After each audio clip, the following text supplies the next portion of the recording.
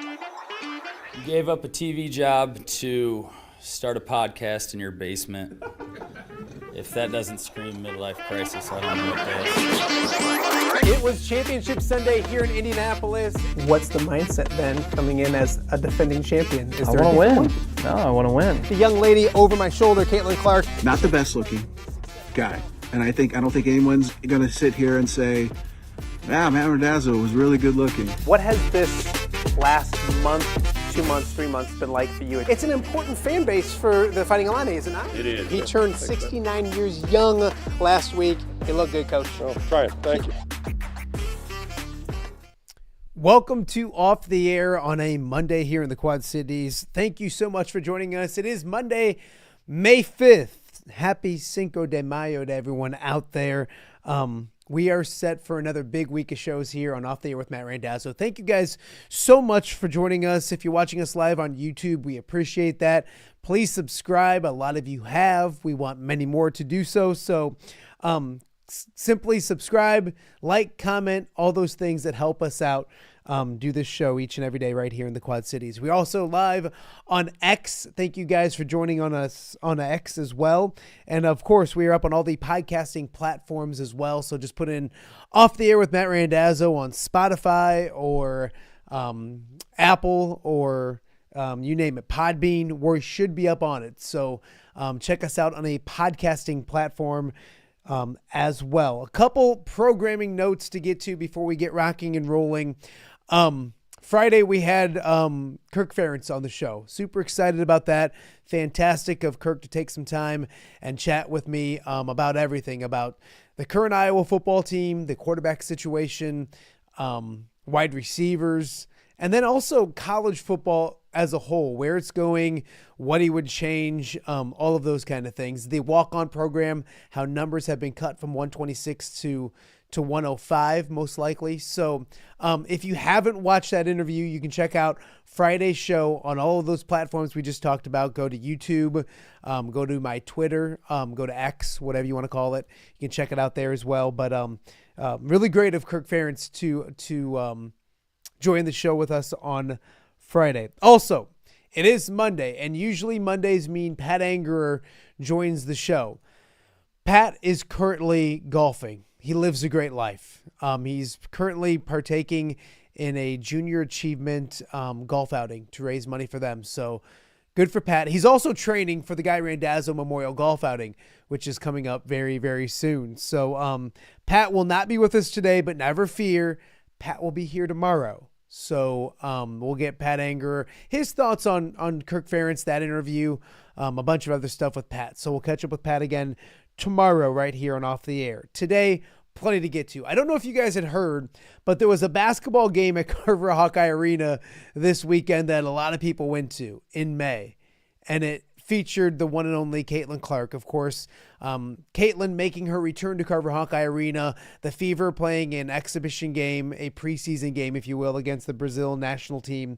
And Caitlin Clark was simply sensational. Another special Sunday at Carver Hawkeye Arena. Coming up in a matter of moments, the Hawkeye Report's Tom Kakert and Kyle Huesmann will both join us to kind of go through what was yesterday and the future maybe of the WNBA. I put something out on X that I feel like Iowa deserves or should have a WNBA team. Now, I know there's logistics to it. I know it doesn't happen next year. I know there's a process, all those kind of things. What I meant was basically the state of Iowa has embraced women's basketball more than anywhere. And it's just awesome to see what they do, not just in Iowa City, but in Ames with the Cyclones, Northern Iowa, Cedar Falls with Northern Iowa, Drake, great fan following there as well. So women's basketball in the state of Iowa, I think deserves a professional team. We'll talk about that, a bunch more coming up with Tom Kakert and Kyle Huesmann coming up in a matter of moments. We're also going to keep Kyle extra because the Iowa baseball team hasn't won a Big Ten regular season championship since 1990. I was 11 years old the last time they won a Big Ten championship, which is crazy to me. But and this year might be the most difficult year to do it with the addition of some of the teams. the Pac-12 teams, the UCLA, the USC, Oregon, Washington. It's the toughest conference it's been in a long time, and Iowa has that in front of them. We'll talk to Kyle Huesmann about what Iowa has to do in the next couple of weeks to capture that Big Ten championship. So a lot to get to with the boys from the Hawkeye Report coming up on today's show. And as I mentioned, it is Cinco de Mayo, and I figured what a better way to celebrate than having the guy that makes the best Mexican food in the entire Quad Cities in studio with me. So that's right, the one and only Snoop will be here in the second hour of the show. We'll probably do a little eating. I'm assuming he's bringing some food. And we'll talk a little, Mexican food and have some fun with Snoop coming up in the second hour of the show. Super excited about that as well. Some quick Monday headlines just came out. Michigan's head coach Sharon Moore has been suspended 2 games, a self-imposed 2-game suspension. It's weird what they do. It's self-imposed, but it's games 3 and 4. He's okay to coach against Oklahoma, his alma mater, in game 2 in week 2 of the season. 3 and 4 against Central Michigan and a Big Ten game against Nebraska. So kind of interesting how that all goes down. More developing on that this morning, but Michigan's head coach Sharon Moore suspending himself, the school suspending him 2 games, week 3 and 4 of the upcoming college football season. Hey, speaking of football, the Quad City Steamwheelers are 6-0. They win on the road in overtime. It's never easy on the road in the IFL. They get the job done at home. They're 6-0. They got another road game this coming week, and then they are back at the Vibrant Arena. So we'll have our Steamwheeler Wednesday coming up this week, and we're still perfect. I don't want to toot my own horn or anything, but ever since the Wheelers and Off the Air hooked up and we got that Wheelers helmet on set, we just win. So 6-0, awesome stuff. We'll have more with the Wheelers later this week on Off the Air. And also I want to thank everyone who helped us out with another hugely successful Chuck Long charity auction. Saturday night was a lot of fun. Chuck able to make it in town. His team in the UFL played on Friday in St. Louis. So made the trip up to the Quad Cities on Saturday for the auction. We had a dinner at the Children's Therapy Center.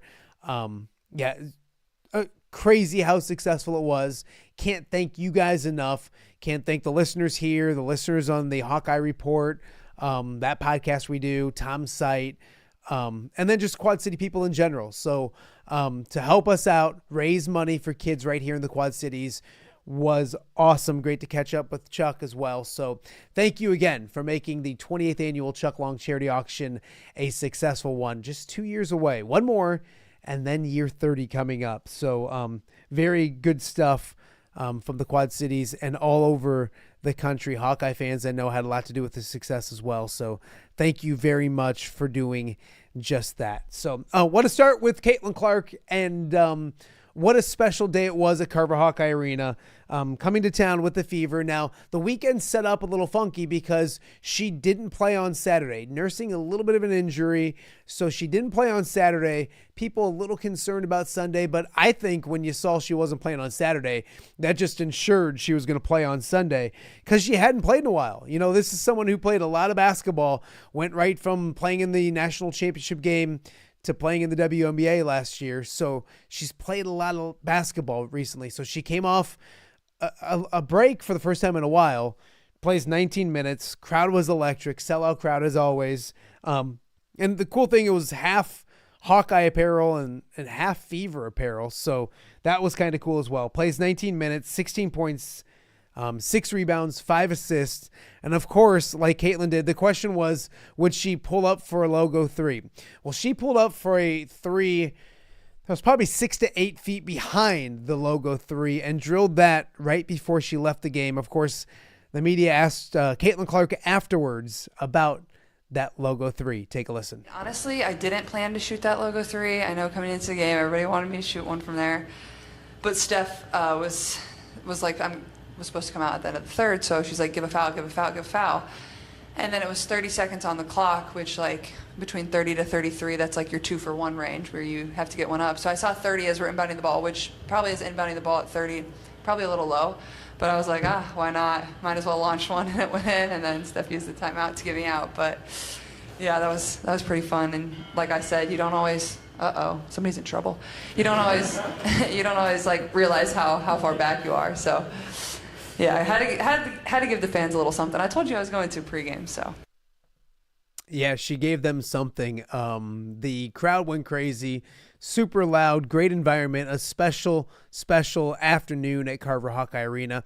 And the one thing that stood out to me while watching was, yes, it's Caitlin back at Carver. That's awesome.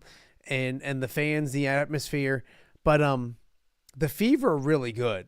I think they're almost like the Iowa Fever, because I think the state of Iowa, I would venture to guess there's just as many Iowa fans or Fever fans in the state of Iowa maybe than in the state of Indiana, but who knows? But they're really good. They've added a couple, 2 or 3 really good players. Cunningham, Howard, and Bonner both came over. So it's a really good basketball team. Obviously they won easily, 108-44. But last year was interesting. She was a rookie. And I know the expectations weren't as high, especially because she was a number 1 pick, meaning the Fever didn't have a lot of talent when she got there. This is a different Fever team, and there's some extremely high expectations. And she kind of addressed those after the game as well. Let's take a listen. Well, somehow it feels like the pressure is always just, taking another level and another level. But, I always remind myself, like, it's not a moment I haven't been in before. Like, I understand the expectations. I understand the pressure. And, whether that's good or bad, like, I wouldn't want that any other way. Like, you embrace that. There's going to be nights that are great. There's going to be nights that you struggle a little bit. It's just how you respond. And I think that's one of the best things about the WNBA. It's like, okay, you play, and then you have a day off. Well, you're going to play again. So you don't have much time to sit there and sulk if something doesn't go your way or you weren't as crisp in a certain area. You just learn from it. You get better. You prepare. And you live your life completely different than as you were in college. Like, you're a pro. You have to take care of yourself. You have to watch film. You have to get in and do treatment, whatever it is. So I think that was the biggest adjustment in year 1, and now year 2, having that under my belt, I think will be very helpful. But more than anything, you just embrace it. But I'm excited and ready.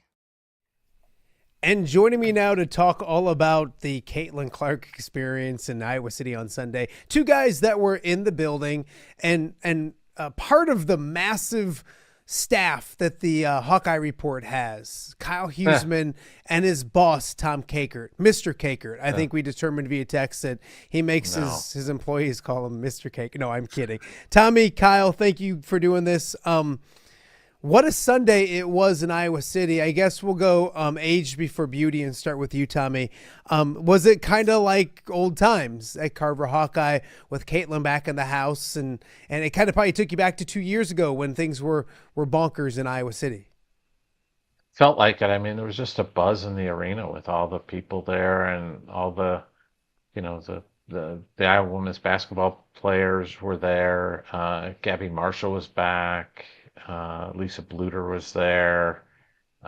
It was just like old times with the getting the gang back together, and the youngsters were lining the railings, hanging jerseys and signs and posters over the edge, hoping that Caitlin Clark will walk by and sign it. And let me say this about Caitlin. I tweeted it out earlier, after the game. And that is just, she'll stay there and sign. It's like a half hour after the game and she's still signing. And she does it in a way that she keeps moving, but she's signing for everybody that she can while she keeps moving and taking pictures. And it's just, Kyle and I were talking about this. I mean, she's probably one of the 5 most famous athletes in the country right now. And she couldn't walk down the street in Chicago or New York without being recognized. And she's taken time, and she even talked about it after the game, and just how it's important for her and it's cool for her. And I think that's where the kind of the fangirl in her comes out, where she appreciated it when she was a kid, when a Maya Moore would sign something for her. And she wants to do that for all these young girls that idolize her. No, it was It was special to see. Kyle, I want to start earlier in the weekend because I had Chloe Peterson on the show on Friday, and we kind of talked about, I saw her tweet maybe early Saturday. Chloe, a beat writer for the Fever, an Iowa alum as well, and she tweeted that, she might not play or she's injured. She didn't play Saturday. What's going through your mind, and isn't it one of those things, she's not playing Saturday to ensure she plays on Sunday? And then kind of, was there a worry in your eyes, or was it all systems go when she got to the arena? Yeah, I mean, I don't know what happened in, the first few practices that they've had. Maybe she did, tweak something a little bit. But, I mean, with someone like Caitlin Clark, they were going to be extra cautious. And I think Caitlin did address it today, that she had just a little bit of tightness in her leg. And, certainly not something that you want to push, in the first preseason game, certainly against the Mystics. And then, I always felt like she was going to play today unless it was actually a serious injury that they were worried about. But yeah, the fact that they just kind of called it leg tightness or whatever. And then you kind of, if you watched the game against the Mystics yesterday, she was bouncing around on the bench, cheering on her teammates. So I didn't think it was too big of a deal. And then, she went into warmups today when we got there today and seemed pretty good to go. Yeah, it would have been unfortunate if Caitlin couldn't have played today. But I mean, if it did rise to a level where she did have an injury that was going to make it, potentially dangerous for their upcoming season to play, I would have hoped that they would have made the decision to not play her. But even when people were a little bit worried about it, I didn't think it was that big of a deal. Yeah. I felt like if it was a bigger deal, it would have been more than like hey, Caitlin's out for this, game. There would have been kind of more that came with it. But yeah, I mean, I thought she looked pretty good today. I mean, obviously she only played 19 minutes, so not a full workload for her. But she said she felt good. She was excited to get back out there. I mean, this is the first time that she has gone a decent length of time without playing a game. I mean, you look back at last year, she plays through the national title game, and then a few weeks later, she's playing in the WNBA. So she had a really long time off. So I think she was just excited to get back out there and play another competitive basketball game. But I didn't think it was a big deal. It might have been one of those that she tweaked in practice, and it was like, hey, we're playing this pretty big game in Iowa City on Sunday. Let's not push anything with a back-to-back and play on Saturday. But yeah, I mean, I didn't see anything today that made it seem like that she was nursing any type of injury. I thought she looked pretty good. Yeah, she looked good in limited, I guess, minutes, 19 minutes. To either of you guys, I guess, Tommy, will go first. Like the electricity in the building, you kind of talked about it, but when did you, like, walking in, and I saw some videos of people lining up early and all those kind of things. What was the atmosphere like when you got there? And then Kyle and I talked about it before we got going. It wasn't black and gold. I mean, there was a lot of Fever fans there. So when you got there, take me through your arriving to Carver and the vibes you got when you first got to the arena. Well, it was a nice day, so there were people outside in the parking lot tailgating, which was interesting and cool. And they had a truck outside that was selling all kinds of Fever gear and Caitlin Clark gear and everything. So a long line waiting to get in because I had gotten there early enough before the doors had opened officially. So it was just, I mean, it's hard to describe it unless you're there. It's a different feel to a basketball game and it brought back all the memories from the last couple of years with Iowa women's basketball, where it's just it feels special, it feels different. There's this community, and it's an experience, and I see why people want to come back to it and buy season tickets and come to all the home games and be a part of it, because it's a shared experience that we are on this ride with Caitlin, and it's just, you just want to, what's she going to do next? And, the highlight of that was at the end of the third quarter where she pulls up from beyond the 22 marker and just buries it. And that's, Kyle probably back me up, that's as loud as that arena's gotten. I mean, it brought back the moment when she broke the record with that deep three from that exact same spot. Kyle, your thoughts, because I mean, it's one of those things where it's a preseason game, but it felt like it was watching from home that we were getting ready to watch history or the record-setting games again.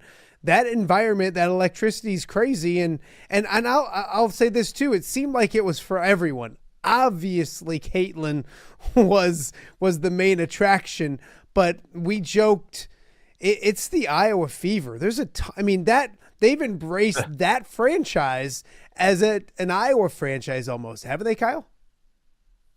Yeah, I think, first off, you talk about the environment when I showed up today. It like Tom said, it felt like what it's been the last couple of years with the crowds that were showing up early and waiting in line outside. The only difference was the fact that it's May right now. So there was I think they had like a beer garden going outside. They had the merch truck outside. They had obviously like people tailgating. Some of that stuff's not really feasible in the January, February, December. You're never going to see people tailgating in the middle of a snowstorm outside. So I guess that was the different part, is that being in May, that you were able to do kind of some of that extra stuff outside that made the environment feel even better. But yeah, I think the excitement around the game, you said, kind of felt like back to, like, even though this was a preseason game, it felt like it could be a big Big Ten game or an NCAA tournament game like they've had in the past at Carver. And I think some of that comes from the fact that when Iowa beat West Virginia a couple years ago, everybody thought that was Caitlin's last game, right? She's done here at Carver. There were obviously other players in that group with her that went with, and we kind of thought they were done at Carver. And then when you have this opportunity where it's set up where Caitlin's going to come back with the fever and play, that's kind of where that energy, that excitement for this type of game, even though it's a preseason game, comes from, is because she's coming back to the court that she set all those records on, did all those things, got the ball rolling on those Final Four seasons at Carver. And it's just one of those where she gets to come back, and it was kind of an event that you didn't know that was going to happen. You thought a couple of years ago she walked off that court for the last game. So to have another moment and to have another chance to see her play on this court, that's where that excitement comes from, even though it's an exhibition game. But to your point, like I said, I thought the crowd was pretty close to 50-50 on fever to Iowa stuff, which I was impressed by. And a lot of that is Caitlin stuff, if not all of it. But I think a lot of people have become Indiana Fever fans because, they start kind of similar to how it started with Iowa. People hear about Caitlin Clark and they say, well, let's go watch some Iowa games. And then you find out, at the time it was like Monica Sonano and, Kate Martin and McKenna Warnock and Gabby. And then, we'll stick around because, this is going to be a good team with Caitlin and the people that are coming back.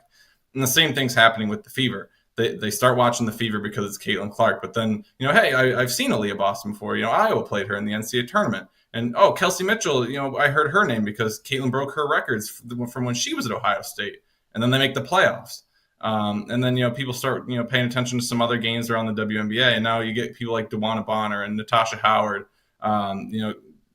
Sophie Cunningham certainly is another one that they added over this offseason that's going to be a huge part of this. People that, weren't on the Fever last year, but people that were Fever fans or Iowa fans started to hear about from just watching WNBA games. And now all of a sudden the Fever are going to be, one of the favorites to win the title. So I think it just kind of is that trickle-down effect of kind of just exactly what happened at Iowa, that they started watching because of Caitlin, but then you learn the people on that team, and maybe it's people that you've heard of before, like I said, with Aaliyah Boston or Kelsey Mitchell, and then the team is good, and then they add all these people over the offseason, and all of a sudden these people are full-fledged Fever fans now. It's not just Caitlin. Early in the game when it obviously ended up being a 60-point game, but it was first couple of minutes when it's a close game, it sounded like that was a playoff game in there for every single shot, not just Caitlin's three, but Kelsey Mitchell hits a three, and you would have thought she just hit the game-winning shot. So yeah, I think a lot of people are not just Caitlin fans now; they're actually Indiana Fever fans because they sat down and they watched those games and realized that there are other players in the WNBA that are very good. I wanted to talk big picture with you guys. Tom Kakert and Kyle Huesmann, both of the Hawkeye Report, joining us on OTA here on a Monday.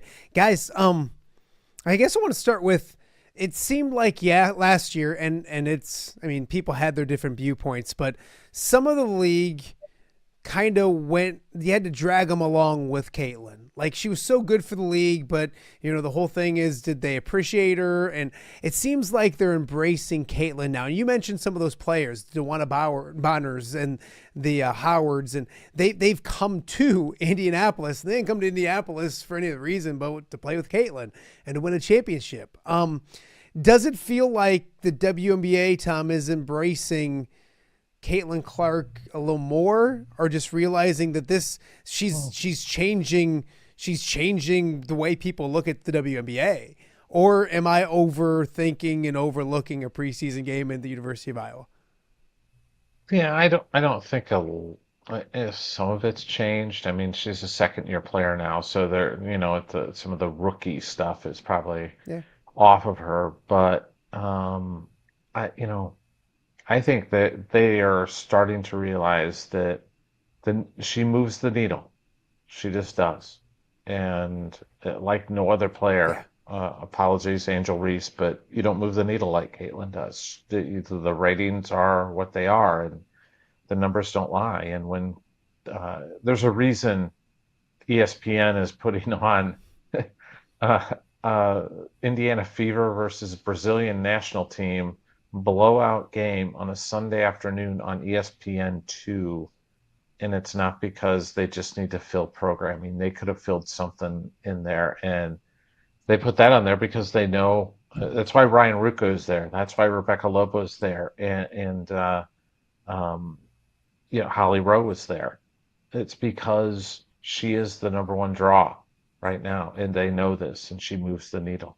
I say she's they say the needle mover. She's also the curtain raiser, in my opinion, because there used to be curtains at Carver Hawkeye, and she removed those. And we just had Chloe Peterson on last week, and she talked. It was 4,000 people at Gamebridge Arena, and they got rid of the curtains when she got there.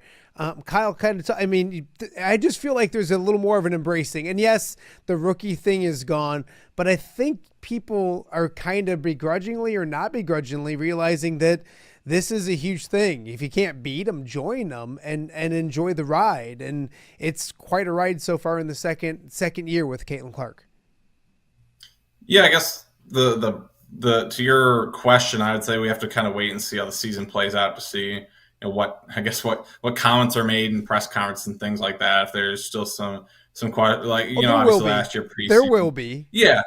And I think there will be, but I think the thing to answer your question, I guess on a more like I don't know how to say, a more like a fever level would be that players like a DeWanna Bonner or a Natasha Howard or a Sophie Cunningham, I don't know what their views in particular were last year when Caitlin joined the league, but it's very clear that they decided, if we want to win a championship, this is a person that we want to play with, because they decided to come to the Fever. And they all three of those players have made comments about why they joined the Fever. So I think at least those three players have realized that if they want to win a championship in the coming years, that playing with Caitlin is going to give them a good shot. But yeah, I mean, I don't know. I think that some of the stuff that happened last year kind of just comes with some of the people that just, people that thought Caitlin was going to come in and be this all-star player immediately. And she was, to a certain extent. I mean, it took her a little bit to get going. But I don't want to say I get it. But if I was a well-traveled vet in the WNBA and I was hearing about some rookie that was going to come in and just run the league, I could see why that would upset people a little bit. But I think once they watched her play and do what she did in the WNBA, I think I would hope that they start to realize that that she is as good as people said that she is. And I think I would hope that here the next couple of years, whether it's this season or next season or years on, that some of that ill will towards her starts to go away as she gets further into her career and starts cementing more veteran status in the league, I guess. But the fact that Bonner and Howard and Cunningham followed, and well, I shouldn't say followed, but came to the Fever, gives you a good idea of Caitlin's standing in just 1 year in the league. Tom, I'm reading your Twitter or X or whatever you want to call it, and you mentioned something. I'm going to paraphrase basically that like she's still the same Caitlin, and just the way she handles everything is remarkable. Yeah.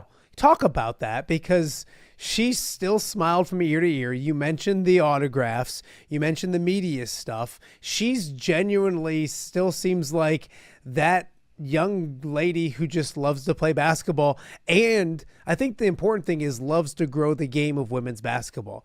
I think she didn't look at this as like Caitlin comes home. I think she looked at this as it's a great opportunity to continue to grow the game of basketball. Kind of talk to what you kind of social media posted about, because it's still the same old Caitlin, isn't it? Yeah, none of this. There's a laundry list or a long list of players over the years, NBA, NFL, Major League Baseball, they have all this success and it just goes to their head and they change as a person. And I always single out her parents because I think she's probably just raised right and raised to appreciate what she's gotten and to give back because like I said earlier, she was that girl that worshiped Maya Moore and got to meet her. And I think that just impacts her that there's all those little girls that she's signing for and boys. There's boys that are there too, just as excited to meet Caitlin Clark. And she signs for them because it's important to her and it's special to her to be able to do that. And it was something that she mentioned today. I just can't tell you. I mean, even the dealings she has with us, and we had 2 media sessions with her, the NBA things, then WNBA, they do a thing before the game and then after the game. And she was great. And she was engaging and kind with her time and respectful and gives thoughtful answers. And that's all we can ask for. It's just, I mean, she is literally the genuine article when it comes to this stuff. No, completely agree. All right, boys. I don't go ahead. No, I gotta throw something here about that. Yeah. I've been at I don't know how many Caitlin press conferences, how many weekly media available. You were there. Whatever. You were there at the weekly ones, yeah. The weekly ones. Yeah, back like when she was still like coming to those the weekly media availability ones with 3 or 4 people there, and I've probably been to a couple hundred of Caitlin media things, whether it's 3 or 4 people or 100 people there. And I literally cannot in my head think of a time where I was like, Caitlin was kind of rude to that. That like maybe it was a bad question or something, but there's nothing where I was like, Caitlin was kind of rude to that reporter or anything, even if it was a bad. Not one experience where I can think of that. That's hard. Probably Kyle, myself that's asked hard. 100. That's hard. Yeah, too, no, it is because we all have bad moments, even me. And you know what I mean? Like you'd think after all of those that she would have one time been like, "Oh, that came off bad." That's hard to do. Oh yeah. I mean, I've probably asked my fair share of questions where after I asked it, I was like, yeah, that's not really how I wanted to ask it or whatever. But and even there were times where the last half of the season at Iowa, even where it seemed like every press conference was the same 3 questions about, records and this and that or whatever. She would, the only thing that she would ever do is, say like, oh, I think, earlier I said this, or like, I've always said, like, she never was like, I've talked about this 100 times, guys, like, stop asking. It was always like, I think I've talked about this before. And then she'd still give you a 25-second answer about it. There was a question I remember. I went to the game at Northwestern when I believe she passed Kelsey Mitchell for the Big Ten record for points. She did it like in the second quarter. And there was a reporter that asked her after the game, was your plan to do it in the second quarter? Like, did you come into the game with a goal of doing it in the second quarter? Which is just, still blown away by that. Not a good question.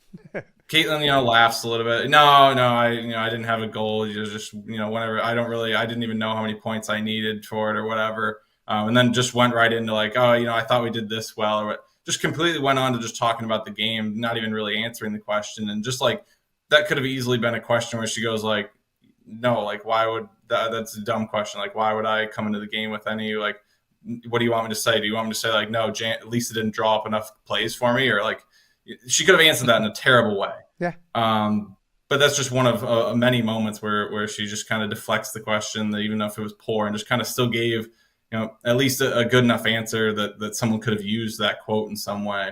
And that's what I was always impressed with. Was I went to hundreds of those, maybe not hundreds, but several hundred of those press conferences, and there was never a moment where I was like, man, Caitlin was on that person today. And like you said, that is really hard to do when you had to face that many media people over 3 or 4 years. I think it's because she genuinely still doesn't take any of this for granted. Like, the vibe that I get is she still is like in awe that she's getting to do this. And it's not like, oh, I'm tired of these guys. She still loves to do it. Okay. So I hate pandering on social media. I can't say there's an easy, low hanging fruit where you can tweet it. You're going to get a ton of clicks. It's easy to do. And I felt like I may have done it yesterday. And then I started thinking a lot about it. So I tweeted out that like the state of Iowa deserves / needs a WNBA team. And then I said I thought I'd never. You could have told me that. If I would have even put that sentence together 5-6 years ago, I would have said you're crazy. But I believe it. But now, and then I sat back and I went, well, duh. Caitlin Clark's in Iowa City. Like this isn't like every single day playing a WNBA season and all that kind of stuff. But I do think the state of Iowa has embraced women's basketball better than maybe any state in the country. So I'll throw it to you guys. Tom, I'll start with you. I know it's not going to happen next year, but a WNBA team in the state of Iowa, is it a stupid thing? Am I an idiot? Or like, can this state support something like that? Well, you are an idiot. Thank that you. doesn't mean you're wrong on this one. Hey, you know what? There used to be professional basketball in the Quad Cities. You know, Yeah. the Tri-City team that used to be here, and I think they seem to be tying them to NBA franchises and kind of keeping them in that same place. So I don't even know that they would look at the state of Iowa, but perhaps maybe the Timberwolves. You know, they don't have the strong women's programs up there, but maybe they have one down in Des Moines. That would be incredible. But I think you'd have to have some Iowa player support, Iowa State player support from that team, and in order to make it successful, particularly early. But there's just something with women's basketball right now in the state of Iowa that's just really, really special.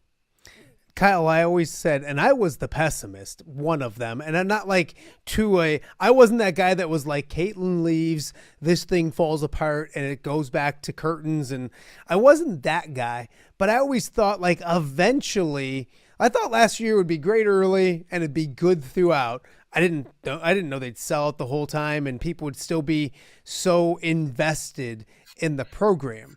So besides that happens, and Iowa has a good season and the fan support's there. And I know it's cheesy, but I see it in my stuff. Like if I have a conversation about women's basketball, Kyle was much better than Tom this year, numbers wise, because we were talking women's basketball, and you're better and smarter and better looking, but that's all besides the point. But it gets traction in the state of Iowa. It's different to me. I know we talked, and you mentioned too, you got to figure out a way to do it correctly if you did it with like an Iowa player or two. Obviously, you toss Caitlin Clark on an Iowa women's basketball team or an Iowa WNBA team, and it's great. Your thoughts on the future, not next year, not the year after, but if there ever could be a WNBA team in the state of Iowa? Yeah, I think it's an interesting question. I think, as you said, it's not going to happen next year. They've got a couple of expansion teams that are going right now. So I think if the league continues to grow and they continue to look at maybe a couple other places, I think Des Moines would be one that they could look at. The thing is, Des Moines a little bit on the smaller side for like a pro level team. So I think the worry would be that if you gave Des Moines a team and they were an unsuccessful team for a few years, that maybe you would, if you have an unsuccessful team in a bigger city like some of the other WNBA teams, you can still draw a decent enough crowd because there's just more people there that may want to go to a game just for fun. So I think, that would be the drawback for Des Moines, is that I don't know that they have the population that if there was a bad team for a few years that maybe there wouldn't be the fan support there. But I think if it was a good team and they had some like what I mentioned with the Fever, where people that started to watch for Caitlin, they started to learn the Aaliyah Bostons and the Kelsey Mitchells and the Lexi Holes, and then you add all these players, people are going to start to get to know DeWanna Bonner and Natasha Howard and Sophie Cunningham. I think if you had some of those super high recognizable names, if you got a couple of them onto an expansion team in Iowa, I think they would have a chance to be successful. But like I said, I think the drawback would be, because it is a little bit smaller city, if the team does struggle, you don't have quite that extra pull of people that might just show up for a game rather than a bigger city. But yeah, to your point, I do think, if you could get a former Iowa player on the team, and again, we might not know who that former Iowa player is, because if it happened in 5 or 6 years, it might be someone that's not on Iowa right now. Maybe Addie Deal. Lucy Olson 5 or 6 years ago wasn't even in college, and she still had a couple of years at Villanova to do. So you don't know who that might be, but I certainly think if Des Moines got one, you were able to get, the next Lucy Olson or the next, someone like that.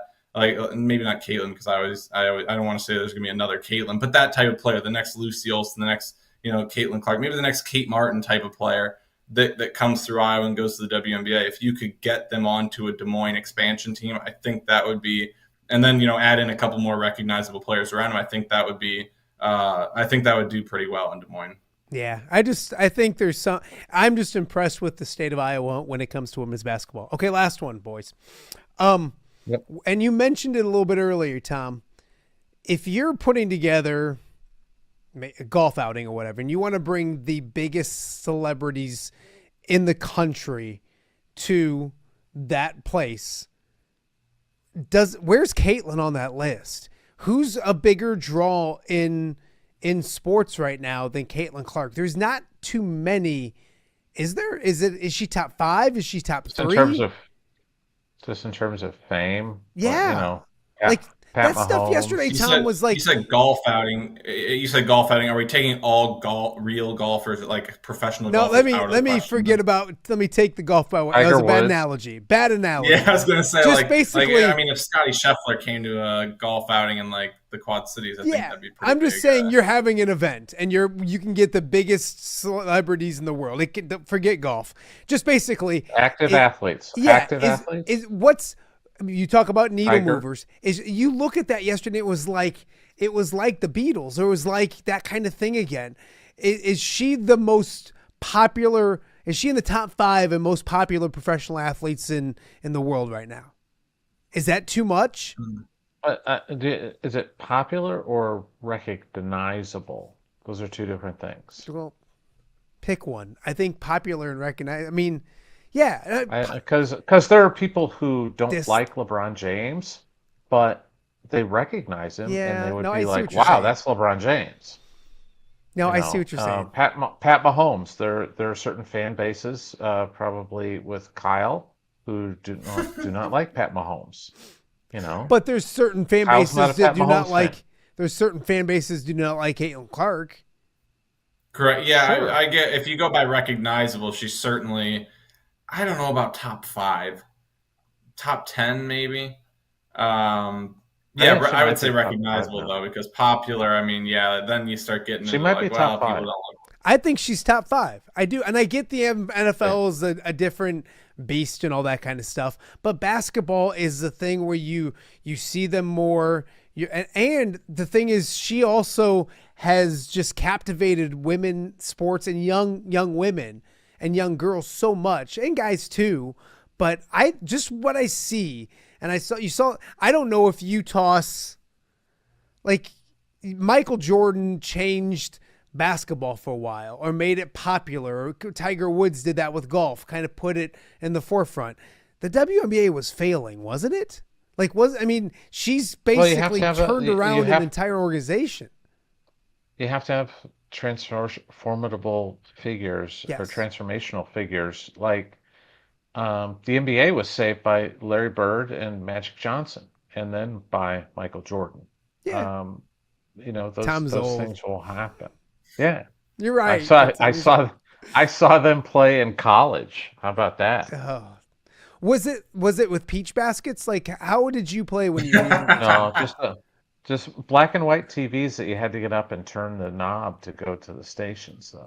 You take a sport like the WNBA, and I think she's revolutionized it. I think she's put energy into it. I think if you're like, I brought the golf outing thing up just because, like, if you're planning an event, you can get the biggest celebrities in the world, sports wise, and I put golf into it. I think she's top 10 for sure, if not top 5. I really think she is. Now, obviously, we're close to Iowa. We're here, but she's just not selling out Carver Hawkeye or in Indianapolis. Everywhere she goes, they're moving to different arenas and all that kind of stuff as well. So, okay. Also, this is happening again. This is a yearly thing. Do we know anything, or is this? There's no way they don't come back and play an exhibition game there next year, right? I hope they do. You know what would be great is if Kate's still on the Valkyries team, and if they played like the Valkyries against the Fever in Iowa City, it would be a great ticket. Would that be an exhibition game? You know what You know what? Yeah. they You know what could. you know what you know what I threw to Kyle today? They should play it over at Kinnick. Wow. And you Yeah, could that would right be. now. He would I sell it think out. I think that this is really the first year because did the Aces play at South Carolina last year? And Caitlin touched on this today in the post game press conference, and she may have in the pregame one. I was dealing with baseball. Yeah. I do think this is a good way to grow the WNBA. They just had a game at Notre Dame with a couple of Aces players that played at Notre Dame. I think it was against Dallas, and Enrique Agumbawale was on Dallas. So they just had a game at Notre Dame. LSU obviously had one with Angel Reese and Haley Van Lith, who played there, and obviously Caitlin here. I think that Connecticut should host a game in the next couple of years with Paige Beckers coming back home. I think that is a good spot to potentially market the WNBA around, maybe that player at Connecticut like a Paige Beckers or a player at Iowa like Caitlin Clark. But then, when they sell out the arena to watch Paige Beckers, then it'll be similar to like today, where, now people get to watch the Kelsey Mitchells and the Sophie Cunninghams and Natasha Howard and DeWanna Bonner, who are all very, very good basketball players. And then that fan base, that UConn fan base or South Carolina or LSU or whatever, is introduced to those players. I think that's a good way to grow the game over the next few years, is find some of those, Sabrina Ionescu, get her a game in Oregon.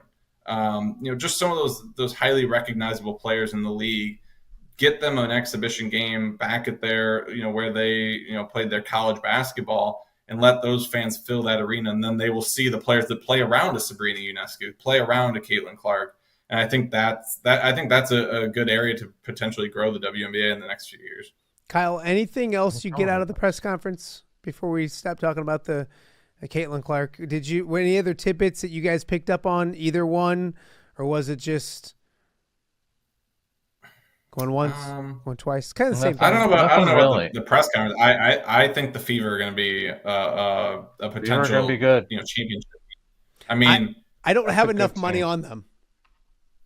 I mean, it's crazy that their bench is going to, like, Lexi Hall and Sophie Cunningham are coming off the bench. Mm-hmm. Like that's well, I was commenting to Kyle today that Lexi Hall and Sophie Cunningham are going to have so many wide open shots from three this year. It's going to be incredible. Yeah, and they're going to have so many open shots. So I mean, you have like Caitlin Kelsey and Aaliyah Boston are back from, and Lexi Hull are back from a playoff team.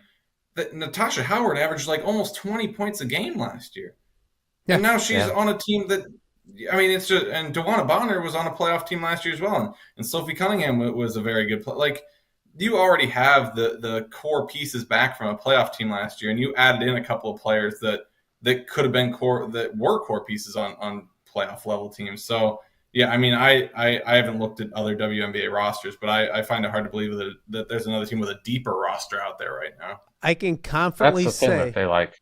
Go ahead, Tom. I like is that they are so deep. I mean, they've got a solid 10 that they feel comfortable playing this year, and they're really good. And they're just going to get better. They're still learning how to play with each other and share the basketball with each other. And once they get that down, they're going to have some nights where they're just going to bury people. That was Caitlin's first competitive game with those new players because she didn't play yesterday. So. And, they look pretty good. Yeah. Guys, I will proudly say that I know a lot about the WNBA. It's my favorite sport to gamble on. I love props. I know all of these players well, and I took a lot of Howard overs and Bonner overs and Lexi Hall overs and Cunningham 3 overs. So they're just going to be really good. And I'll say this too. Maybe it was because of these aforementioned gambling, but WNBA is exciting, and it's a good brand of basketball to watch. I thoroughly enjoy watching it, watching the close games, all those kind of things. It's really good basketball. So, Tommy, we're going to let you off the hook. Get to doing what you do, but we're going to keep Kyle because the Iowa baseball team continues its quest for a Big Ten championship. We're going to keep Kyle around, and we'll talk much more about the Iowa baseball team and much more. You're watching Off the Air on a Monday right here in the Quad Cities. All right, be honest. Are you craving Hungry Hobo again? You know, that fresh sliced meat piled high on those amazing sandwiches, hot off the grill chicken and steak with all those delicious toppings, the biggest and best selection of baked potatoes, or simply some waffle fries dipped in cheese. Well, now that Quad City favorite is even easier to get.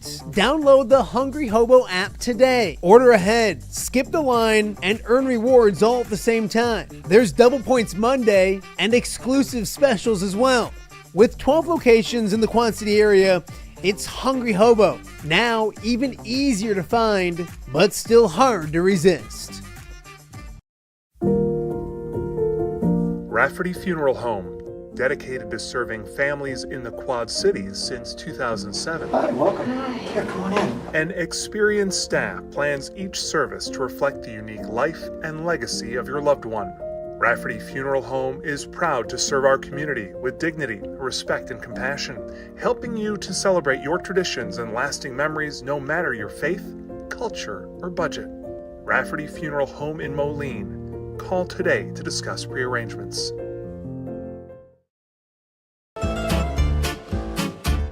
When it comes to quality, convenient pizza, Godfather's Pizza in Silvis has you covered. Featuring a beautiful dine-in area, delivery, and a carry-out window. Godfather's Pizza is that pizza you grew up with, not a convenience store. You see, at Godfather's Pizza, the dough is made fresh daily. That mozzarella cheese is shredded fresh and never frozen. And those toppings are abundantly piled high each and every time. Locally owned and operated since 2010, Godfather's is a huge supporter of local athletes right here in the Quad Cities. So come on by and check them out at 1211 Avenue of the Cities in Silvis. Order online at godfathers.com and reunite with that same delicious pizza you grew up with. Quad Cities, are you brave enough for halfway to Halloween? Friday, May 16th, the Steamwheelers battle on Tulsa in a night of haunted hits and bone-crushing indoor football action. It's spooky fun for the whole family, complete with a haunted house and high-flying IFL football that'll leave you howling. Snag your tickets now at steamwheelersfootball.com/tickets and come get scared and entertained. Friday night, May 16th, presented by Asylum of Bad Dreams and Slick Willie Radio. The PGA Tour swings into the Quad Cities again this summer, and you don't want to miss it. The John Deere Classic brings golf, music, magic, and more to TPC Deer Run, July 2nd through the 6th. Wednesday, July 2nd is Youth Day, and ages 15 and under are free all week, making it perfect for the whole family. Stick around after the golf on the weekend for the concerts on the Course Series, featuring country superstar Dierks Bentley on Saturday, and Grammy Award-winning Zac Brown Band on Sunday. Come for the golf, stay for the party. Visit JohnDeereClassic.com to get your tickets before they sell out. Welcome back to Off the Air with Matt Randazzo here on a Monday in the Quad Cities. We're making Kyle Huesmann work overtime today because you worked, and today's easy because Sunday you spent covering two major things going on with the University of Iowa athletics. Obviously, Caitlin Clark, the return to Carver. So you're at Carver and you're multitasking because the Iowa baseball team continues their quest of a Big Ten championship. Before we talk about the weekend of baseball, you did great. I was watching on social media, the updates, knowing where you were. How was balancing the two? I know you've done that before, but it's not easy, young man. Tom ended up handling a lot more than normal in that play. He did a lot. He did almost all of the work, which was fantastic because generally, the times that I've had to do that, do the double duty, the most it's ever overlapped is by an inning or so. I've seemingly lucked out where generally, I show up to Carver a couple hours early and get most of baseball, if not all of baseball done, before basketball. I think that happened with the UMBC game early in the season where baseball was over a few minutes before the women's basketball game, but they played at 1:35. So, the Fever game starts and the Iowa game was like in the 6th inning. So, yeah. I was watching a little bit of both, but Tom did the majority of the work. So I don't want to take his credit for the work on the Fever game. But yeah, I mean, it was certainly a busy day, and the move to the game on ESPN, because initially it's supposed to be like a 6 p.m. tip, I think. Yeah. That would work perfectly. Yeah. But yeah, ESPN swooped in and got the game on their network, and it got moved up to 3. But yeah, I wasn't expecting to have to do the baseball, women's basketball thing in the early stages of May, but it was a good day to be there and get to see Caitlin come back, and obviously the Fever, as we talked about, are going to be a WNBA contender for the title. So it's good to see them, and then get to still do the baseball part on the other end. That's the thing, is you've done it, but it's been a little different with Iowa women and all that kind of stuff, and it's a good thing, because here we are in May talking about the Iowa baseball team in very glowing terms. And by the way, people that are watching this at home, nobody feels sorry. Kyle doesn't want anybody feeling sorry for him, because there's a lot of people that would have loved to monitor the Iowa baseball stuff, cover that while at Carver Hawkeye Arena yesterday. So it's a good problem to have. But the Iowa baseball team, not the weekend they would have wanted in Washington, but big picture wise, they didn't lose too much. Maybe a missed opportunity because of the fact that UCLA dropped 2 out of 3 to USC. But let's start with the Hawkeyes. Not the big picture they wanted, but they did salvage one on Sunday that was important. Yeah, it was. You look back at it here on Monday morning, and it looks way better than it felt like as the weekend went on. Coming into the weekend, you knew that UCLA you felt like UCLA was a favorite to get 2 of 3 against USC. But you also felt like Iowa was probably the favorite to get 2 of 3 from Washington. And if that played out, you knew that Iowa was going to go into that, go into next weekend with a 2.5 game lead in the standings still. And Iowa loses on Friday and Saturday in 2 games that, obviously late games, they played until past the midnight hour Central Time, which is, a little after 10 Pacific Time. So late nights for Iowa. But going into the series, you knew it was going to be tough. The non-West Coast Big Ten teams that had traveled to the West Coast to play, whether it was Washington or Oregon or USC or UCLA, coming into the weekend, those teams were 6-27 going to the West Coast, averaging 3.8 runs per game. So you knew that the travel was having a pretty good effect on teams that were traveling out there. So going in, I thought Iowa's, if anything was going to struggle, it was going to be the offense. And boy, did it struggle a lot. Missed some chances on Friday when they had the lead, and then on Saturday, 1 for 20 with runners on base. They got into some of those opportunities. It felt eerily similar to the beginning of the season, where it seemed like every other inning was, they've got a couple on with 1 out or 2 outs and just couldn't get the big hit. Friday, Kate Obermueller had just a really weird, first blow up inning of the season. Walks a couple of guys, hits 3 batters in an inning, and Washington takes the lead. And there was a 2 base wild pitch in the 8th inning or the 7th inning that allowed Washington to tie the game on a sac fly, and they walk it off on Friday. And then on Saturday, Aaron Savory was fantastic, but Iowa just couldn't get enough runs. It's 1-1 in the 9th, and Washington hits a walk-off home run. USC was able to get the one of those games to make it Iowa had lost the game at that point down. They were 0-2, and UCLA was 1-1. You came into Sunday feeling like UCLA was probably going to take the series, and Iowa just needed to salvage one. And I called it the biggest game of the season for Iowa because a sweep would be a bad look on the NCAA tournament resume. But UCLA, if they won that game, would have it down to a game and a half lead, or a half game lead at that point. So it certainly felt like a huge game, and Iowa goes out, took care of business. Reese Buter was just incredible on the mound. The last 4 weeks he's been fantastic. Added a changeup to his arsenal, and worked with Sean Kenny, and it's been almost game changing for him. And he was already really good before that. And they come out and they get a much needed 8-0 win over Washington. But in the middle of that, and then a few hours, an hour or so after that, USC finishes off a win. They win 11-5 over UCLA. And all of a sudden, Iowa's, getting ready to travel back from Seattle, and they feel like, 1-2, we probably lost some of our lead, and USC does them a solid. And now, Iowa ends the weekend. They're up 2.5 games still. So if you want to look at the side of, missed opportunity, if Iowa, gets a hit or 2 with runners in scoring position on Saturday, they probably have a 3.5 game lead right now. And you're talking about them just knocking on the door of putting this away. But on the other side, you say, man, that you just did not play well at all. You didn't hit well at all. but you found a way after two heartbreaking, walk-off losses in the first two games, you found a way to win on Sunday. And then, every time if you're ever going to win a conference title, a regular season title, you need a little bit of help from someone else at some point.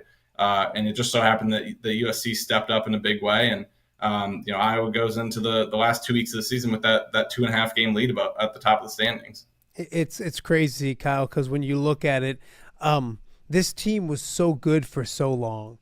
And they've lost some midweek games recently. They struggle a little bit this weekend. Is it just one of those things that you're not going to win every single game? And they seem to not be playing bad, but it's kind of dipped some. Is it just a law of averages that you're just not going to continue to play in this conference and do what they were doing? And there shouldn't be too big of a panic of big picture when it comes to the Iowa baseball team? Yeah, that's a good question. I think there have been situations where Iowa has done some things that you look at and you say, man, that was a really poor at bat, or that was a really poor inning. I don't know if they've had really overall super poor games. You can look at the Western Illinois game and there'll be people that say Iowa should never lose to Western Illinois. Iowa didn't play particularly great, but I thought Western Illinois played a great game in that game. And you go back a couple weeks ago, Iowa travels to Michigan, and Michigan's, I believe, up to fifth or sixth in the Big Ten standings now. Iowa won 3 games there, swept Michigan on the road, and I didn't feel like they played well. I didn't feel like the offense did great. They missed some opportunities. But when you sweep a series like that where you didn't feel like you played well enough to sweep the series and you still get it done, the game of baseball is one where you get one of those back at some point where you go, I thought we played okay, and you just didn't win. And that kind of happened, with this past week. I know they didn't play well against Washington, but the pitching staff was fantastic against Washington. Held them to 6 runs over the weekend, 7 runs over the weekend, and you go 1-2. So the offense wasn't great, but the pitching did well enough to get you 2, if not 3 wins. You look back at the Illinois State midweek loss.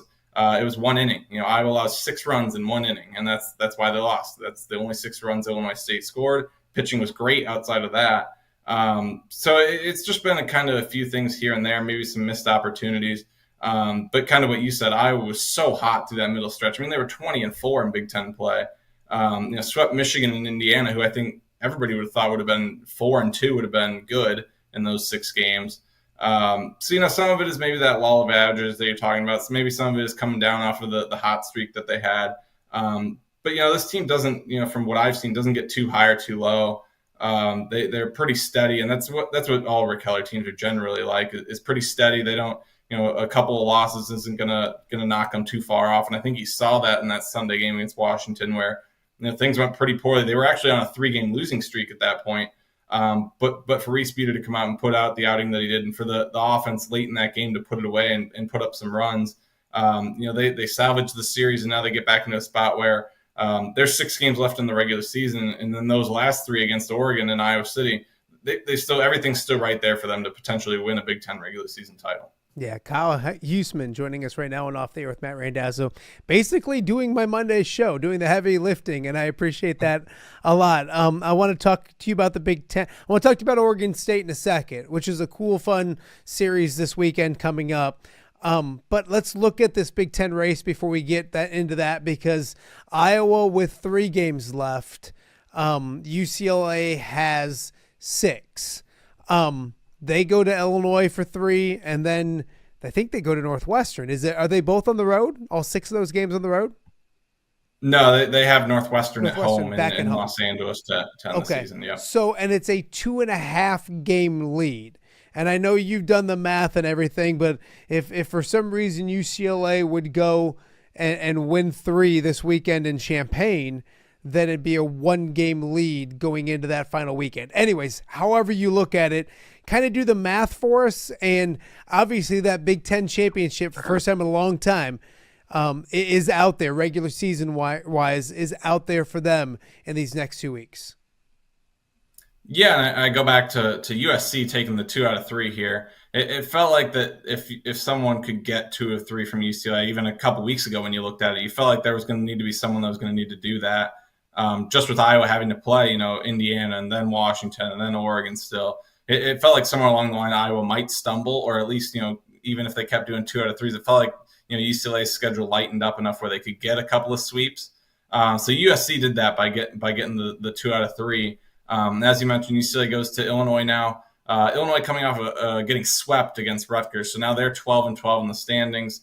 The thing I'm curious about is, how does UCLA travel to Illinois? Do they have any struggles with going to the Midwest like Iowa did going out to the West Coast? Really, like any Big Ten team has when they went out to the West Coast. So maybe Illinois can get one. I think Iowa fans they don't run a root for the Illini very often, but that's the team to root for right now. Just to get one. Doesn't need to be 2, doesn't need to be 3 or something like that, just to get one. But you look at it, it is weird because UCLA still has 6 and Iowa has 3 left, so that 2.5 game lead. If UCLA finishes 6-0 and gets to 23-7, Iowa would have to sweep Oregon for an outright Big Ten title or go 2-1 against Oregon for a share of the Big Ten title. Now the one that I think is the one that Iowa fans should root for is for Illinois to get 1 from UCLA. I think UCLA could sweep Northwestern at home. Again, that's going to be a tough trip for Northwestern, and Northwestern is down towards the bottom of the Big Ten standings. But if Illinois can get 1 and UCLA finishes 5-1, Iowa needs 2-1 against Oregon for an outright title, and 1-2 for a share of the Big Ten title, which I think is the sweet spot there of the most likely scenario for Iowa to get it done. Of course, if UCLA did something weird like lost 1 to Illinois and then lost 1 to Northwestern and went 4-2, Iowa would need to go 1-2 against Oregon for an outright title, and then they could get swept and still share. So there are some scenarios out there, but like I said, I think the UCLA going 5-1 is the most likely one. 6-0 is possible, but I just think going all the way to Champaign, especially coming off a rivalry series against USC where you just lost 2 out of 3, tough spot to travel 2 time zones over. So I'm curious to see how UCLA handles that, but I think for Iowa. Get 2 out of 3 from Oregon. Well, really, I just said it. Get 2 of 3 from Oregon, you are going to clinch a share of the Big Ten title at worst. How about Illinois shocks the world and sweeps UCLA this weekend, and then all of a sudden you're a Big Ten champion? Is that is my math right? That would be interesting. I don't foresee that happening, but that is certainly. I don't even know how Iowa would celebrate in that scenario. It would be like I don't think they'd like that against Oregon State. And be like, oh, we got it. I don't think they'd like that. I think they prefer. I do not want that to happen because I do think Iowa at least gets 1 from Oregon. I think they can certainly get 2. Yeah. But if Iowa's going to win their first Big Ten title since 1990, I think you want to do it with a win at Dwayne Banks Field, right? Yeah, 1990. That is, Kyle. I was 11. I'm 45 I just tweeted old. it because I just tweeted it now that after the dust settled and Iowa still has that 2.5 game lead, and I tweeted. I said that Oregon series in 2 weeks. It's the Thursday to Saturday series because of the Big Ten tournament coming up, May 15th to 17th. That will be the biggest home series in 35 years. That will be the biggest home series in Iowa baseball in 35 years. Since that 1990 season. So yeah, we're talking about pretty historic stuff that will be happening. And obviously, like I said, if Illinois can get 1, they'll be right there for Iowa to potentially on Friday clinch a share, and then Saturday or Sunday if they could get it done. That would be pretty historic happenings at Dwayne Banks Field. That would be outstanding. In between now and then is a fun series next weekend at Oregon, or not at Oregon, in Des Moines against Oregon State. Very good Oregon State team too.